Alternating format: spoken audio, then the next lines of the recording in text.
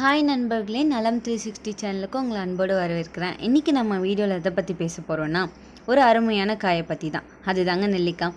நெல்லிக்காய்னு சொன்னாலே நம்ம தமிழ் மக்கள் எல்லோருக்கும் தெரியும், ஒரு பழம்.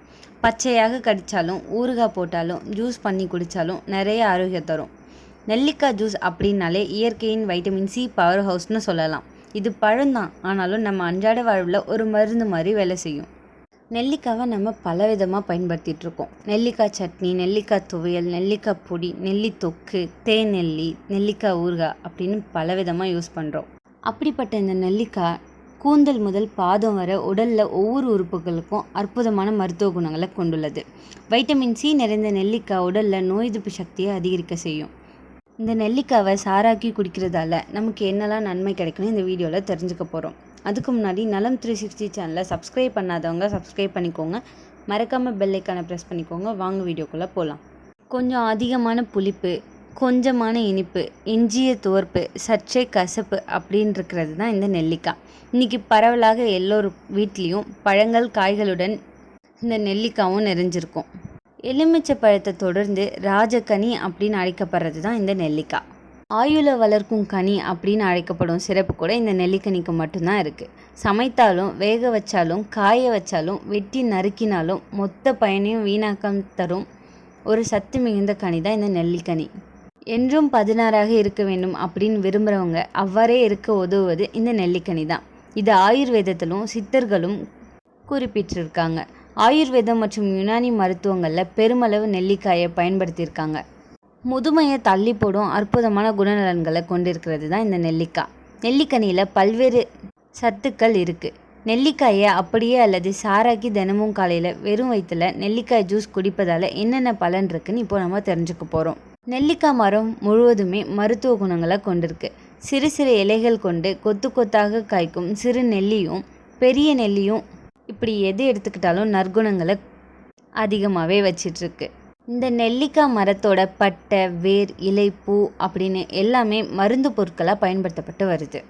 நெல்லிக்காயை சிறு வயதில் பள்ளி பருவத்தில் சுவைச்சிருப்போம்.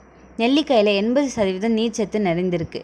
இதோட புரதச்சத்து, மாவுச்சத்து, நார்ச்சத்து, வைட்டமின், இரும்புச்சத்து, phosphorus, carotene, polyphenol, vitamin B complex நிறைந்திருக்கு. ஏழைகளின் ஆப்பிள்னு வர்ணிக்கப்பட்டாலும் ஆப்பிளை விட அதிக அளவு சத்துக்கள் இந்த நெல்லிக்காயில் இருக்குது. 100 கிராம் நெல்லிக்காயில் என்னென்ன சத்துக்கள் இருக்குதுன்னு இப்போ பார்க்கலாம். ஆரஞ்சு பழத்தை விட 20 மடங்கு வைட்டமின் சி சத்து இதில் இருக்குது. ஆப்பிளை விட 3 மடங்கு புரதச்சத்து நெல்லிக்காயில் இருக்குது. உடலில் இரும்பு சத்து கிரகிப்பதை நெல்லிக்காய் ஊக்கப்படுத்துது.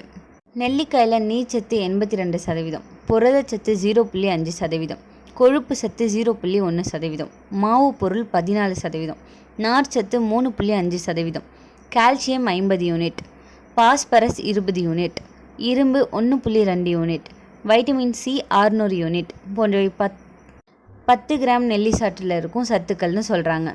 ஓய்வே இல்லாமல் உழைக்கும் உறுப்பு இதயம் மட்டும்தான். உடலில் இருக்கும் இதர உறுப்புகளுக்கு ரத்தம் பாய்ச்சும் வேலையை செய்வது தான் இந்த இதயத்தோட பொறுப்பு.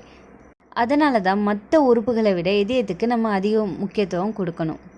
நெல்லிக்காயில் இருக்கிற குரோமியம் சத்துக்கள் இதயம் சம்பந்தமான பாதிப்புகள் வராமல் தடுக்குது. இதய தசைகளை வலுவாக்குது. இரத்த ஓட்டத்தை சீராக்குது.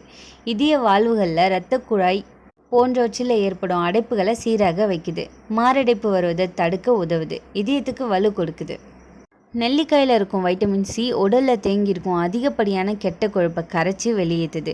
உடலில் இருக்கும் புரதச்சத்து அதிகரித்து உடல் எடையை கட்டுக்குள் வைக்க உதவுது. உடல் எடையை குறைக்க விரும்புபவர்களுக்கு நெல்லிக்காய் நிச்சயம் பலன் தரும்.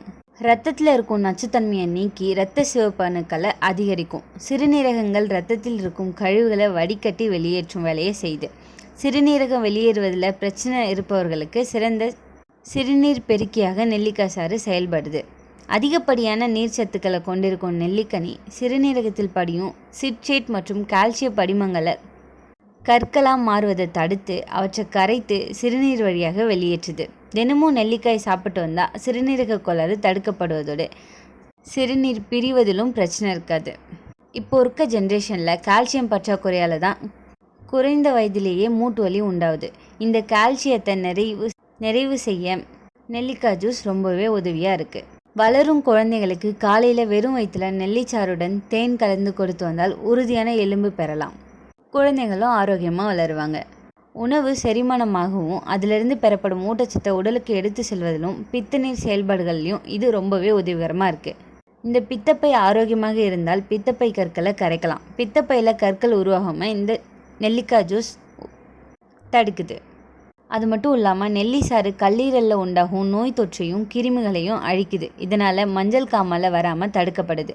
மேலும் சிறுகுடல் பெருங்குடல் போன்றவற்றில் தங்கும் உணவு கழிவுகளை இந்த உறுப்புகளை பலவீனப்படுத்தும். இந்த கழிவுகளை வெளியேற்றி உறுப்புகளை பலப்படுத்தும் இந்த நெல்லிக்கனி. கருப்பை கோளாறுகளை கூட சரி செய்யுது. உண்ணும் உணவு தான் பெரும்பாலான நோய்களுக்கு மூல காரணமாக இருக்குது. அப்படி ஆரோக்கியமான உணவை தேடி எடுத்துக்கொண்டாலும் முழுமையான சத்துக்களை நம்ம பெறுறோம் அப்படிங்கிறது கேள்விக்குறியாக தான் இருக்குது.